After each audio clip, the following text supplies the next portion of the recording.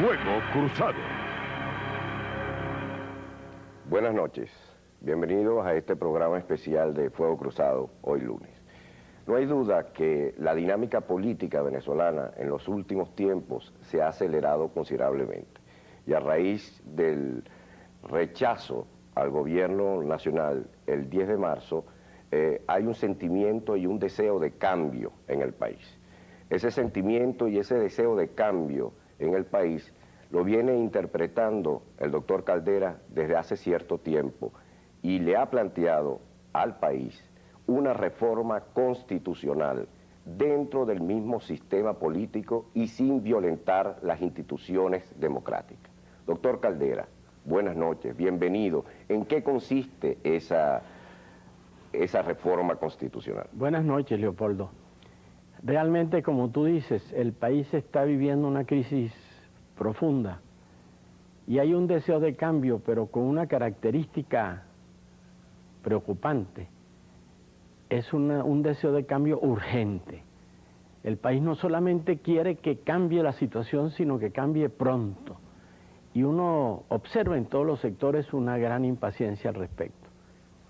Dentro de esta situación vemos con alarma que mucha gente comienza a considerar como viable una salida militar. Y el país debe convencerse de que hay una salida democrática, de que romper la estructura de la democracia, decir que el sistema se acabó, el sistema democrático está enfermo, está dañado, está deteriorado, pero ese sistema es una conquista del país que no se puede abandonar. ¿Qué otro sistema se va a buscar? Una monarquía, una dictadura, sustituir un Congreso por una Cámara Cooperativa, sustituir al presidente de la República por un comité revolucionario. Esos no son los cambios que el país desea. Entonces, para salvar el sistema democrático, para ayornarlo, como diríamos, usando la palabra italiana, para ponerlo al día, para ponerlo a tono con lo que la gente quiera, hay varios caminos que pueden ser emprendidos simultáneamente. ¿Cuáles son esos caminos, doctor Caldera? Uno de ellos es la reforma de la Constitución. Una reforma que se puede hacer de inmediato porque el trabajo está hecho, no tiene sino que aplicársele la voluntad política de aprobarlo en el Congreso y de pasarlo a un referéndum popular para que el pueblo decida. Esa reforma constitucional consideraría cosas muy presentes en la angustia, en la inquietud de la gente. Por ejemplo, una sería la incorporación del referéndum, la consulta al pueblo en asuntos trascendentales, en asuntos de especial importancia. Digamos, por ejemplo, en un momento dado se promueve un referéndum para que el país diga si está de acuerdo o no está de acuerdo con la carta de intenciones planteada al Fondo Monetario Internacional. Entonces vamos a saber si el país realmente lo desea o no lo desea. Yo he planteado, por ejemplo, esto. Un arreglo con Colombia debería ir a una consulta popular. Se le explica al pueblo por qué se llega a un arreglo, cuáles son los fundamentos, cuáles son las conveniencias, y que el pueblo diga realmente si está conforme con aquello y que dé una solución que no produzca heridas y que no traiga después la propaganda de que un gobierno o un Congreso fueron incapaces de defender los intereses del país. Una ley injusta se puede abrogar. Sí. Hay muchas otras cosas. Sí, en otras palabras, presidente Caldera, esta democracia detenida que tenemos hoy en día agarraría un segundo aire, hablando en términos de... Un aire nuevo con la participación popular a través del referéndum. Exacto. Han pasado ya 31 años de la vigencia de la Constitución. La Constitución es muy buena, ha sido reconocido así, aquí y fuera de Venezuela. Pero desde luego en 30 años han surgido nuevas inquietudes y nuevas aspiraciones. El problema de la administración de justicia es grave, agudo, urgente. El país no tiene fe en los jueces.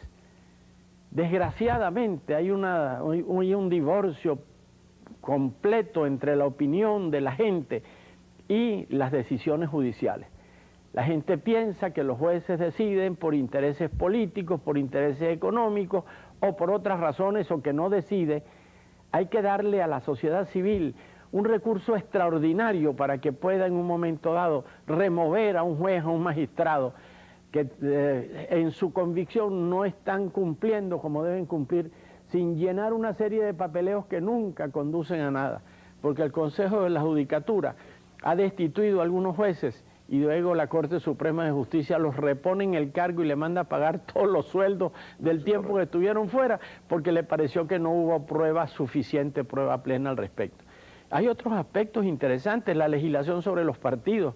La Constitución debe darle una base más firme al juez para que la ley pueda hacer de los partidos, darle a los partidos políticos un cauce jurídico que recupere su imagen, que dé al país la satisfacción, la sensación de que son verdaderas bases del sistema democrático. Ahora, doctor Caldera, el primer ministro, que es una institución que se está deseando para que haya un cojefe del gobierno, digamos, uno que comparta con el presidente la jefatura del gobierno, pero que en un momento dado pueda recibir un voto de censura del Congreso y tenga que ser removido y reorganizado el gabinete. Sin que signifique crisis para el presidente. Sin que signifique crisis desde el punto de vista Ahora, de la democracia. Caldera, pero el problema está en tiempo. Usted lo señaló muy bien comenzando el programa. La gente lo quiere ya. Ese programa está listo, ese proyecto está listo. Esta semana está empezando la reunión de la comisión bicameral todas las tardes. Esta tarde, el lunes, el martes, el miércoles, el jueves, el viernes, tenemos que presentar el proyecto al Congreso y se puede aprobar en un mes, si se quiere, si hay voluntad política. El problema es que lo haya. Y dentro de eso se pueden incluir dos cosas trascendentales, entre otras muchas importantes, pero dos de gran trascendencia. Una, la previsión de que se pueda convocar una asamblea constituyente si realmente el país lo quiere y lo necesita. No porque lo digan algunas personas, algunos voceros, que se convoque una constituyente, que a veces lo dicen sin saber exactamente qué es lo que quieren, o lo dicen por una maniobra de diversión para poner a la gente a esperar que se reúna la constituyente para resolver las situaciones. La reforma constitucional preveería la convocatoria de una asamblea constituyente si realmente el pueblo quiere que se convoque. Y se le puede agregar, y ya está en el tapete de la discusión, y ha habido una serie de apoyos que van surgiendo, una disposición transitoria que acorte este periodo constitucional. Por ejemplo, que en diciembre haya elecciones para gobernadores, alcaldes y presidente de la República. Por lo menos para los tres poderes nacionales, el Poder Ejecutivo, el Poder Legislativo y el Poder Judicial, que se renueven todos y en vez de empezar el periodo en 1994, que empiece en 1993. Esto le daría una respuesta más ágil y más rápida al país de lo que significaría una convocatoria a una asamblea constituyente que para reunirse y para corresponder realmente a una campaña que represente la voluntad del país, no podría esperarse que se instalara antes de fines de año para empezar a trabajar después. En Colombia, donde se saltaron a la torera una serie de requisitos constitucionales, convocaron una constituyente y del 3 de mayo de 1990, en que el presidente Gaviria decretó en virtud del estado de sitio la convocatoria a la constituyente, al 5 de julio de 1991, en que terminó sus labores la constituyente, pasaron 14 meses con un resultado que después de todo no respondió a las expectativas, porque en las últimas elecciones municipales hubo el 80% de abstención, lo que indica que el pueblo, el país no ha sido motivado suficientemente para ejercer su sagrado derecho del sufragio, para constituir, para escoger y para constituir las autoridades municipales, que son las más inmediatas al pueblo. Es decir, nuestra vía, que sería la vía venezolana de la reforma dentro del Congreso de la Constitución, estableciendo inclusive disposiciones transitorias, nos podría llevar a cambiar en diciembre sin violentar el orden constitucional. Sin violentar el orden constitucional. Hace 2 años y medio, en junio de 1989, se creó por el Congreso una comisión bicameral que yo presido para revisión de la Constitución. Al principio la idea fue la tercera enmienda, pero comenzaron a surgir problemas y el país se fue acelerando en tal forma que cada vez salían nuevas preocupaciones y nuevos asuntos que había que atender. Y el 4 de febrero fue una especie de aldabonazo, fue una llamada de atención, fue quitarle la tapa a una olla de presión que tenía comprimido el sentimiento del país. Y ahora se siente una angustia, que esa olla sonó el mayor. Esa olla sonó Bueno, el 10 a las 10. Al regreso seguimos con el doctor Caldera, temas como la reelección, situaciones de los partidos políticos y todos los temas que están en este momento en el tapete nacional con el doctor Rafael Caldera.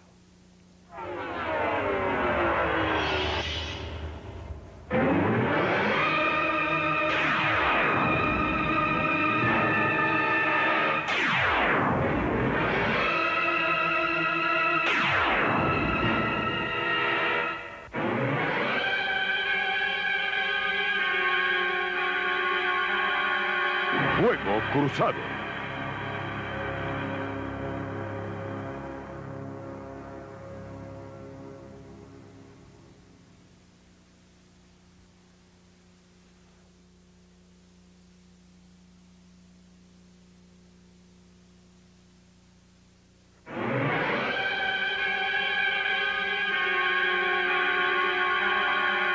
Fuego Cruzado.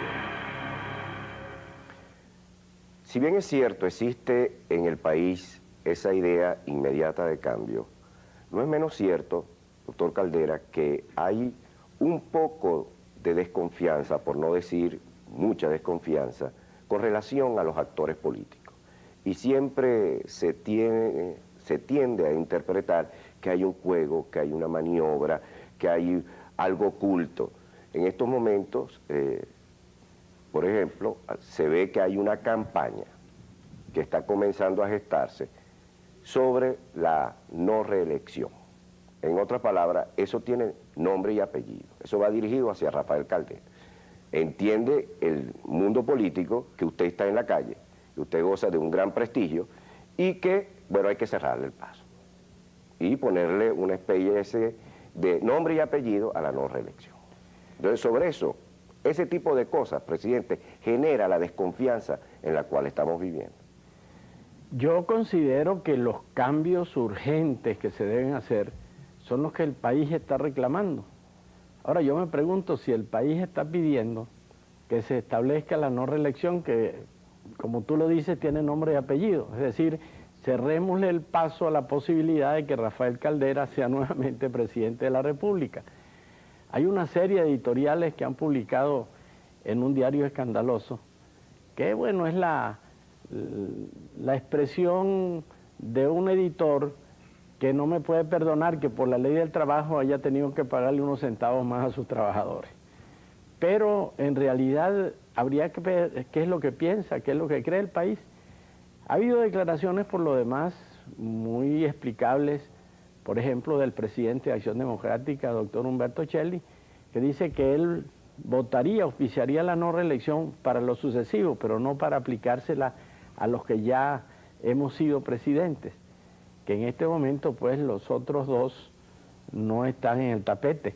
Pero lo más curioso, lo que más identifica la personalidad de la maniobra es que juntan la no reelección presidencial y la eliminación de la senaduría vitalicia, cuando justamente en estos tiempos yo me he empeñado en darle justificación a la institución de la senaduría vitalicia, utilizando la tribuna del Senado para hablarle al país y promoviendo reformas importantes como fue la reforma de la ley orgánica que condujo la ley orgánica del trabajo y la actual reforma constitucional. Yo no creo que eso prevalezca, pero en todo caso digo pues estamos obligados a hacer las reformas que el país está reclamando. Y el país está reclamando en este momento un cambio de rumbo. Y el país no ve un cambio de rumbo. El señor presidente ha anunciado un nuevo gabinete. En el nuevo gabinete la novedad, la expectativa es Piñerúa. La gente piensa, vamos a ver qué hace Piñerúa y si puede realmente darle un nuevo sesgo a la política oficial. Pero su equipo económico lo mantuvo. Y no solamente lo mantuvo, sino lo reforzó. Porque los dos ministros copellanos que entraron al gabinete, todos se han pronunciado a favor de la política económica del presidente Pérez, con alguna que otra observación, con alguno que otro reparo, y creo que ha habido incluso declaraciones en el ministro del Fondo de Inversiones que va a continuar la misma línea política anterior. En esta ocasión el país realmente se siente hasta burlado cuando le hablan de cambio y el cambio no se produce. Las intervenciones del presidente han sido muy contradictorias en ese sentido. Cuando recibe a las comisiones de las cámaras legislativas, hace unos anuncios, por cierto lo aplauden cuando dice que va a contenerse el alza del precio de la gasolina, que se van a congelar por un tiempo las tarifas eléctricas, que la cesta básica se va a ampliar o se va a garantizar. Pero después va a un programa de televisión el domingo y lo que hace es defender a capa y espada su política anterior y da la sensación de que nada lo va a cambiar. Después en el mensaje en el Congreso habla de cambio y de no cambio. Por cierto que tiene una expresión muy curiosa, yo no sé cómo la interpretas tú, porque se refiere a la noche de las cacerolas, dice de las ollas, dice él, para que no sean las cacerolas aquellas chilenas que trajeron las consecuencias que sabemos. Y entonces dice, a esos que sonaron las cacerolas les digo que yo me voy a hacer el líder de lo que ellos quieren, pero lo que ellos querían era que él se fuera, porque la consigna decía... Querían no, siguen queriendo, presidente. Decían 10 a las 10 que se vaya Carlos Andrés. Entonces, ¿cómo ofrece él a esa gente que él va a ser el protagonista de eso que ellos aspiran? Yo tendría que entender que es que él está realmente inclinado a renunciar, porque eso era lo que los de las cacerolas pedían y eso es lo que él ha prometido, es decir, por lo menos él les ha prometido que él va a ser el campeón de lo que ellos solicitan. Pero el país se siente muy confundido y cada vez más se siente como engañado, se siente burlado. Bueno, doctor, por eso es la urgencia de estas cosas. Yo tengo que preguntarle esto porque a uno le llega mucha gente, ¿no? Y hay gente que sabía que íbamos a tener este programa y cuando comenzó la promoción, dicen, ¿por qué tú no le preguntas al presidente Caldera si todo esto que ha venido haciendo su presencia es porque está cuadrando las cosas para ser presidente? Mira, es una pregunta hasta cierto punto natural dentro de la política venezolana, porque todo se mira en función de candidaturas y de aspiraciones. Cuando yo fui el 4 de febrero a hablar en el Congreso, yo sentí el deseo, la necesidad de expresar una terrible emoción que tenía por dentro. ¿Tú crees que yo iba a estar pensando en ese momento en votos, en cuentos de candidaturas o de cosas de esas? Como no pensé tampoco en candidaturas cuando hace 3 años hablé a raíz del llamado Caracazo, hablándole al país. Porque yo pienso que si la Constitución nos dio a los expresidentes el rango de senadores vitalicios, no fue para que asistiéramos solamente a las ocasiones solemnes a sentarnos allá, o para completar en un momento dado una votación en que falta un voto para tomar una decisión. Nos lo dio para que tuviéramos una tribuna muy digna, muy alta, para hablarle al país, para expresar nuestros puntos de vista, para traducir un mensaje, y eso lo fui a llevar. Ahora, presidente, usted siempre ha sido un firme creyente en las instituciones. Presidente, ¿qué lo llevó a hablar en la Universidad Central de Venezuela en un momento tan difícil donde las emociones están tan mezcladas? Yo fui a llevar a la Universidad Central la tesis de que sí hay salida democrática ante un auditorio inclinado hostil, fervorosamente hacia la salida no democrática. El auditorio no fue hostil, la mayoría más bien me aplaudió, me acogió, y cuando les dije, ¿quieren oír mi respuesta? Porque los saboteadores estaban gritando, entonces dijeron, sí, gritaron inmensamente, en una proporción inmensamente mayoritaria. Y a los saboteadores les gritaban, fuera, fuera, fuera, y los trataron de sacar y finalmente los sacaron del aula magna. Para mí era casi como un deber de conciencia, yo tengo que ir a la universidad. Y mi mensaje para la universidad es que hay que luchar para lograr el entendimiento, la paz fecunda, positiva, la paz constructiva entre la universidad y el Estado. La guerra entre la universidad y el Estado tiene que cesar. Es funesta para ambas instituciones. El Estado necesita de la universidad necesita del Estado. Y ese mensaje, yo siento que en este momento estaba en mejores condiciones de darlo que en cualquier otra circunstancia. La verdad es que fue para mí una satisfacción muy grande el haber visto en aquella población apasionada, vibrante, como debe ser una universidad, como debe ser una universidad, la posibilidad de decirles honestamente lo que yo quería, porque me habría sentido yo frustrado si hubiera ido a hablarles demagógicamente. a decirles que salgan a la calle, rompan vidrieras, provoquen conflictos, aquí estamos. No, yo fui a decirles, la salida tiene que ser a través de la democracia, a través de la Constitución. Vamos a luchar por depurar la democracia. Y les dije, la democracia no es la culpable, los culpables son los demócratas. Son ellos los que han llevado las cosas a donde están. Bueno, al regreso seguimos hablando ahora con el comandante Caldera, como lo llamaron en el partido Copey.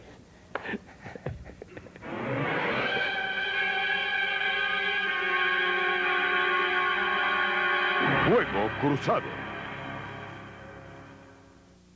Antes de hablar de los partidos políticos y de los actores, hay un tema que estuvo en la prensa la semana pasada, pero que está presente en muchos estados y en muchas regiones. Yo, como zuliano, pues, me preocupa lo que dijeron los presidentes y miembros de las asambleas legislativas que se reunieron en Caracas la semana pasada, de que se pudiera con esta reforma constitucional haber, o de existir un peligro para perder una cierta autonomía regional que venían ganando las distintas provincias de Venezuela. Te agradezco que me hayas hecho esta pregunta, Polo, porque quisiera aclarar fácilmente y brevemente lo planteado al respecto. Es injusto decir que la reforma propuesta es centralista, al contrario. Se incorpora la elección popular y directa de los gobernadores de estado ya de una manera definitiva en la Constitución. Y dentro de la competencia de los estados se agregan dos muy importantes. Una, la de todos los impuestos que no estén reservados al poder nacional o municipal, se presume que son de los estados. Y otra muy importante también desde el punto de vista práctico, que la nación le dará participación en los impuestos nacionales recaudados en el respectivo estado. No se hace la enumeración de las transferencias que está en la ley especial que dictó el Congreso al respecto, porque nos parece que una enumeración detallada puede ser precipitada, que la experiencia que deriva de la ley que se aprobó es la que va en definitiva a establecer lo que se debe llevar al texto de la Constitución. Solamente hay dos aspectos en los cuales las asambleas legislativas pudieran quejarse. Uno, que ellas están solicitando un aumento anual del situado constitucional hasta llegar al 50%. Nosotros no nos metemos en el tema, yo he dado mi opinión de que eso es peligroso para la existencia del Estado Nacional, pero en todo caso no lo estamos tratando porque ya se estableció jurisprudencia de que la ley anual de presupuesto puede aumentar el mínimo establecido en la Constitución y de hecho lo ha aumentado hasta el punto en que se considere saludable. De manera que sobre eso no hay ningún pronunciamiento, no pueden decir que hay un camino de centralización. Y lo otro sí es lo siguiente, en el sistema actual, en la Constitución actualmente, hay dos maneras de hacer modificaciones. Uno, las enmiendas, y otro, la reforma general. Las enmiendas se aprueban por el Congreso y después tienen que ir a las asambleas legislativas, las cuales en sesiones ordinarias tendrían que aprobarla por lo menos en las 2/3 partes, y ese voto se escrutaría el año siguiente en el Congreso para que pudiera entrar en vigor. Curiosamente es un procedimiento más demorado que el de la reforma general. En cambio, la reforma general se aprueba por el Congreso y de inmediato se puede convocar el referéndum popular para que definitivamente se escrute el voto del pueblo y entre en vigor la reforma la reforma constitucional. El país no aguanta todo ese proceso de un año. Para esperar al año que viene. Eso es irrealismo político. Todos estamos de acuerdo pues en la reforma general, de manera que el proyecto debe ser aprobado por el Congreso, llamar al pueblo para que el pueblo decida y entonces empezar una nueva etapa. Para lo sucesivo, se propuso que en todos los casos en que hubiera reforma o enmienda, porque se unifican los dos procedimientos, se lleve al pueblo, el referéndum popular. Que se quite pues la posibilidad de enmendar la Constitución sin que el pueblo participe. Ahora se planteó allí en el seno de la comisión una opción, una alternativa, la de si se llevaba primero a las asambleas legislativas y después al pueblo, o si se llevaba directamente al pueblo.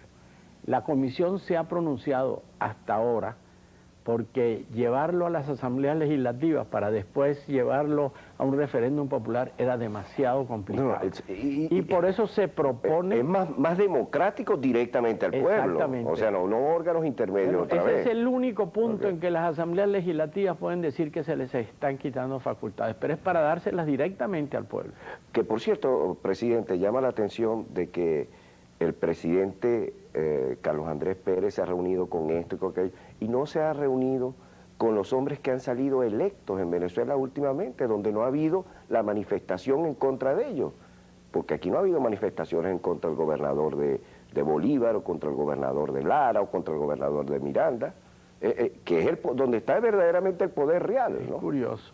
No, el presidente ha hecho muchas cosas raras. Te quiero decir una que a mí me preocupa tremendamente. El presidente dijo en su mensaje que el régimen había perdido legitimidad. Yo no sé si él se dio cuenta de lo que estaba diciendo. A lo mejor son asesores políticos que le han llevado esa expresión. Si el régimen ha perdido legitimidad, usted está justificando cualquier golpe, cualquier acción contra el régimen. Se abre un camino muy peligroso. Pero es una salida como apocalíptica. Ha perdido autenticidad, popularidad. Respaldo popular. El pueblo no se siente suficientemente representado por quienes están ejerciendo los poderes públicos. Pero negar la legitimidad, yo se lo decía en estos días a un constitucionalista que yo estimo mucho y que es amigo mío, el doctor Randy Brewer, Alan Brewer Carías. Le decía, Randy, cuando tú dices que este régimen no tiene legitimidad, no está justificando cualquier acción de violencia, cualquiera que se alce, se está alzando contra un régimen ilegítimo. Bueno, no es exactamente esa la interpretación, pero yo creo realmente que cuando se afirman ciertas cosas hay que tener cuidado. Por cierto, presidente, usted se ve que en Copey nuevamente ha producido un terremoto. Usted ha respondido a que el pacto de punto fijo que Eduardo Fernández en concreto señaló se había quedado atrás.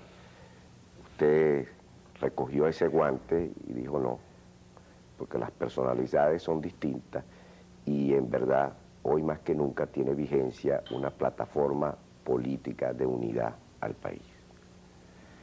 Bueno, yo no sé qué empeño en decir, se acabó el punto fijismo. Bueno, porque con el punto fijismo quiere decir que se acabó también Rafael Caldera, que era uno de los actores. Yo siempre dije que el pacto de punto fijo era para un periodo constitucional, para el primer periodo constitucional que le tocó presidir a Rómulo Betancourt. Pero ahora surge una integración distinta, yo digo indudablemente que es distinto, porque Carlos Andrés Pérez no es Rómulo Betancourt, porque Eduardo Fernández no es Rafael Caldera, porque la Acción Democrática del 92 no es la Acción Democrática del 58, porque el COPEI del 92 no es el COPEI del 58 y porque el pueblo de Venezuela no es el mismo de hace 30 años. Entonces las circunstancias son diferentes indudablemente.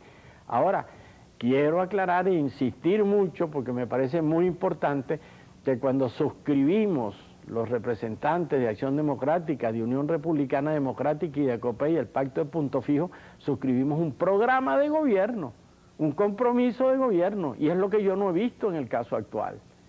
Han ingresado 2 copellanos al gobierno y se le dice al país que el partido no está en el gobierno, que está en la oposición, pero que ellos están en el gobierno, es decir, una situación que el pueblo no puede entender y que acentúa la falta de credibilidad de los partidos políticos. Por lo demás, yo me sentí obligado a hacer esta expresión en Los Teques porque me habían invitado justamente al Consejo Municipal a hablar con motivo del 46º aniversario de la fundación de COPEI. Entonces hice un rápido esquema de cómo habían aparecido los nuevos partidos políticos en Venezuela, del papel que le había tocado a COPEI en la democracia venezolana y de su responsabilidad actual, porque yo creo que ahora estamos más obligados que nunca para defender la justicia social, para defender a los pobres, para defender a los marginados, para defender la gestión del Estado al servicio del bien común, dentro de los límites, naturalmente, que establezca la razón. Esa obligación la tenemos y por eso formulé ese análisis. Y las respuestas, pues, no me preocupan, porque al fin y al cabo, lógico es que uno soporte la cantidad de cosas que le dicen. Además, presidente, nadie conoce más a Copey que usted. Sí, señor, y muchos voceros del actual cogollo copeyano dijeron horrores de mí por el discurso del 4 de febrero, que para íntima satisfacción mía, más bien interpretó la inmensa mayoría de los venezolanos. Hay quienes dicen, ¿hasta dónde está equivocada la dirección de Copey? Que en vez de cogerse el discurso de Caldera para Copey y participar en la acogida positiva que tuvo en el país, bueno, me dijeron que era un discurso electorero, que era un discurso oportunista, que yo había, bueno, me dijeron hasta que yo había violado la ética, cosas horribles me dijeron, pero bueno, el país es el juez. Yo creo que el país es el que sabe exactamente si lo que se está planteando es o no es conforme con la realidad nacional. Al regreso vamos a ver un poco dentro de ese proceso de reforma constitucional de aquí a diciembre, cuáles son los riesgos, la gobernabilidad de Venezuela y si la dinámica política nos permite llegar hasta diciembre.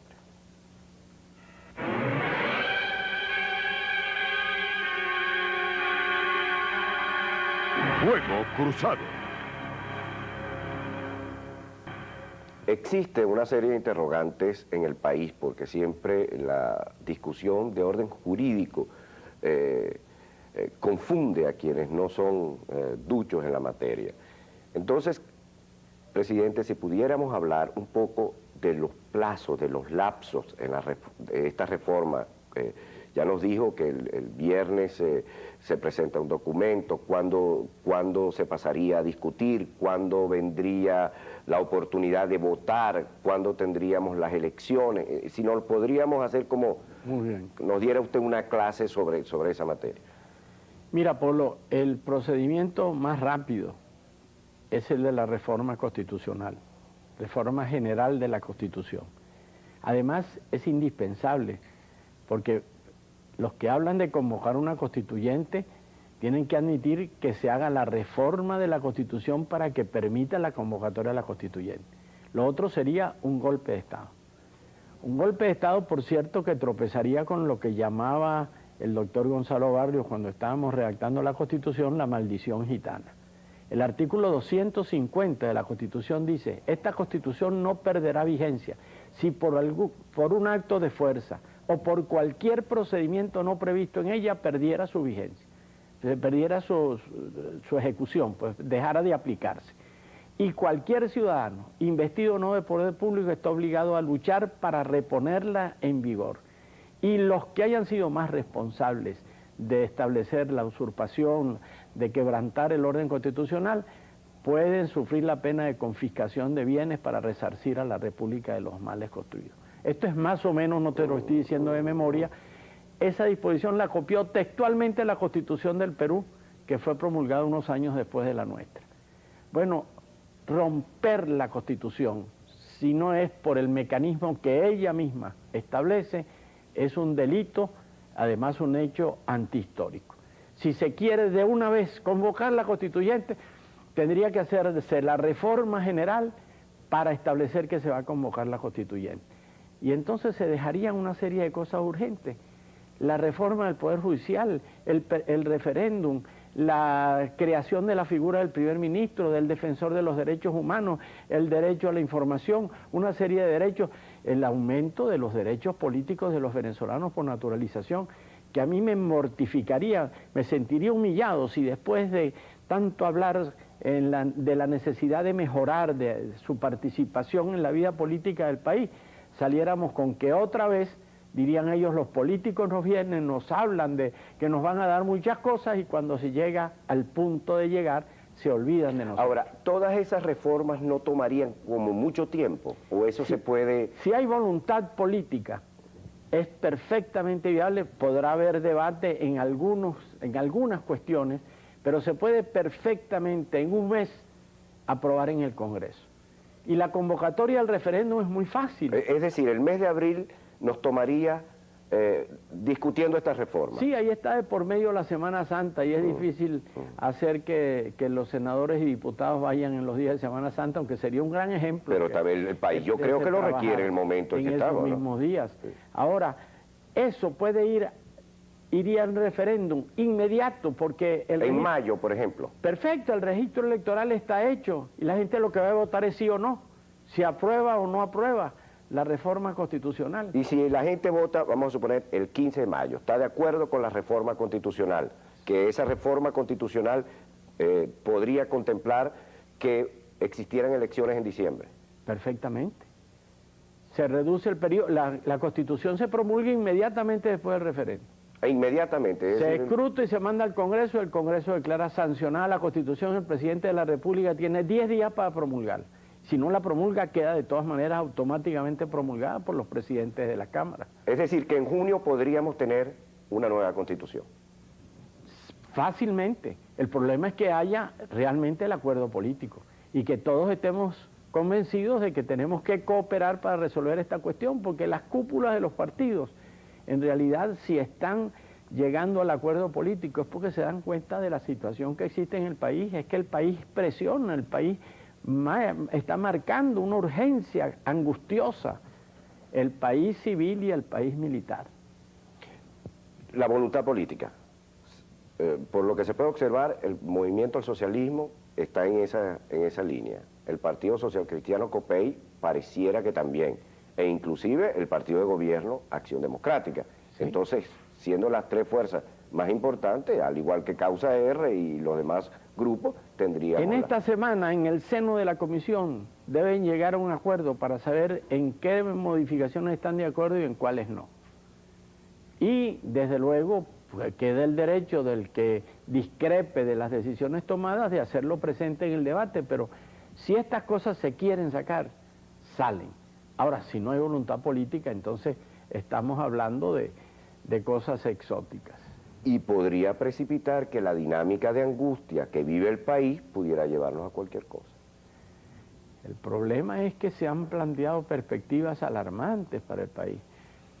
Mira, Polo, yo voy a decir una cosa que me mortifica mucho, pero que todo el mundo la sabe y que ocultarla sería una necedad.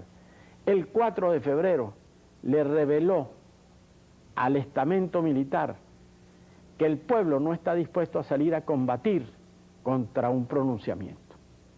El pueblo se quedó en su casa y los que hubieran salido, en su mayor parte quizá hubieran salido a apoyar cualquier cosa, sin saber de qué se trataba, quiénes eran, qué perseguían, pero cualquier cosa, porque así llegan los pueblos a veces cuando están exasperados, descontentos con un régimen, a decir lo que pasa es mejor.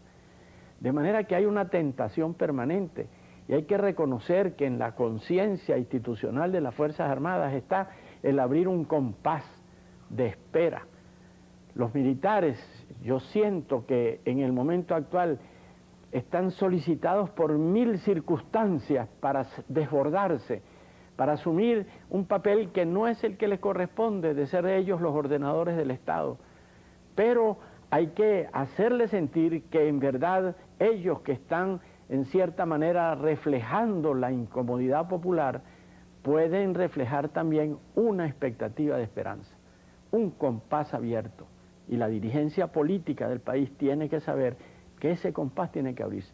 Por eso yo he, en cierta manera, apoyado la designación de Luis Piñerúa para ministro del Interior, sin compromisos políticos ningunos con él, pero digo, hay una expectativa que se abre, es una esperanza, vamos a abrirle un compás, porque Venezuela necesita en este momento que se le abran expectativas. Pero la reforma constitucional es la expectativa más segura, siempre desde luego bajo la vigilancia de la conciencia del país, para que los cogollos políticos actúen en consecuencia. Pero hay un hecho también muy interesante, que los propios senadores y diputados de las fracciones políticas han formado ya su opinión favorable en este sentido. De manera que las direcciones de las fracciones no tienen aquella omnipotencia que tenían para imponer una cosa, sino que en realidad tienen que entender también lo que están sintiendo en este momento los miembros del Congreso. Sería extraordinario, presidente, que las sesiones de la reforma de la Constitución se pudieran llevar por televisión. Ojalá. Porque una de las cosas que impactó enormemente del debate después del 4 de febrero en el Congreso fue que todo el mundo vio a los diputados, su comportamiento y a lo que expresaron. Sí. Hay algunos que dicen que la transmisión radial y televisiva de las sesiones estimula la oratoria, esa abundante, un poco pajosa, retórica, demagógica, pero también el país no come pone cuentos. los ojos del país sobre la gente, ¿no? Y la gente tiene que darse cuenta de que tiene que comportarse bien porque son 20 millones de venezolanos que los están mirando. Finalmente, presidente, ¿cuál sería el giro en la política económica que usted siente amerita Venezuela? Mira, la política económica del presidente Pérez indudablemente tiene aspectos irreversibles. Y yo no diré que toda es mala. Tiene que tener errores graves, porque una política económica que aumenta la marginalidad, que aumenta la pobreza, tiene que revisarse. El Consejo de Economía Nacional, integrado por gente más bien conservadora, su presidente lo decía en una de estas noches, en una reunión muy interesante que tuve con un grupo de personalidades, admite, reconoce que en las estadísticas, más de la mitad de la población de Venezuela se acuesta sin comer completo, se acuesta sin tener toda la alimentación necesaria para mantener la buena salud. Eso desde luego no puede ser indiferente, no se puede decir, no, eso se va a arreglar a largo plazo, cuando la economía se recupere, va a haber dinero y la gente va a comer. ¿Cómo le dices tú a una persona que no tiene que comer, que se aguante 2 años sin comer, que dentro de 2, 3 años va a empezar a comer? Eso tiene que revisarse. Ahora, la economía, yo entiendo que no es una cuestión dogmática, no es el neoliberalismo llevado al extremo o el socialismo llevado al extremo. Todos los extremos teóricos fracasan. La economía es una cosa de sentido común y cada país tiene su propia estructura, su propia identidad. En Venezuela no tendríamos ni nada de estas cosas que nos han pasado si no hubiera sido por la deuda. La locura de la deuda nos colocó en una situación absurda. Un país que tiene un ingreso anual no menor de 10, 12 mil millones de dólares, a veces 14 hasta 18 mil millones de dólares para 20 millones de habitantes, puede resolver su problema del intercambio internacional de una manera satisfactoria. Lo que pasa es que cuando entró el dinero no esperado porque subió el precio del petróleo gracias a una política y una estrategia bien llevada, de $2 el barril en que lo vendíamos cuando yo estaba en el gobierno, a $14 de un salto, viene un flujo de dinero, ablandó las conciencias, los resortes morales fracasaron, pero además de eso nos endeudamos sin necesidad. ¿Qué necesidad teníamos en ese momento de contraer esas deudas que hoy todavía nos acogotan? El ministro de Hacienda acaba de decir el día de presentación del mensaje que la deuda pública externa en Venezuela, la formalizada, está en 27 mil millones de dólares, que al cambio actual son como 2 billones de bolívares. Billones, es decir, millones de millones, no billones en el sentido en que lo usan los ingleses, que son 1.000 millones. Bueno, ¿qué necesidad teníamos nosotros? Eso nos acogota, tenemos que hacer frente a eso. Y al Fondo Monetario hay que discutirle. Los Estados Unidos no le para al Fondo Monetario Internacional, ni la Comunidad Europea tampoco. Le discuten las cosas y hacen y defienden los huecos fiscales que tienen son mucho tremendo. ¿Por qué vamos a ser nosotros los únicos que tenemos que someternos de una forma dócil, de una forma absoluta y total a eso? Vamos a discutir y vamos a decirle a los dirigentes del Fondo Monetario Internacional, que yo no considero que sean unos bandidos, ni que sean como la bomba solo mata gente, como dijo el presidente Pérez cuando era candidato para las últimas elecciones. Yo creo que son unos técnicos capaces, bien intencionados, pero equivocados. Vamos a decirles que si la democracia se cae en Venezuela, por lo que llaman la caída de las piezas de dominó, la democracia se acaba en América Latina, que sería un crimen realmente el llegar a un retroceso en el régimen político de América Latina después de que se ha conquistado el sistema de gobierno en que los funcionarios son electos por la voluntad del pueblo. Vamos a tratar de darles respiro, vamos a no ignorar el costo social, porque son seres humanos los que están reclamando, son seres humanos las víctimas de las equivocaciones. No vamos a llegar tampoco con dogmatismo, todo lo que hizo Pérez fue malo. Vamos a establecer control de precios en todos los artículos. No, porque eso es como regresar al pasado que tampoco no, señor, dio resultados. Pero el Estado tiene una responsabilidad en la política de precios. No es que lo fije por ley o por decreto, pero tiene que estar vigilando, porque no puede ser indiferente para el Estado, que es gestor del bien común, que unos monopolios o oligopolios suban los precios en una forma usuraria y que no guarda relación ninguna con la vida, con el ingreso de la gente. La gente está enfrentando una situación en que todos los precios están dolarizados, pero lo que no está dolarizado son los salarios, son los ingresos. El presidente de la República tiene un sueldo de $1.500 al mes, lo que tiene un office boy en cualquier país desarrollado.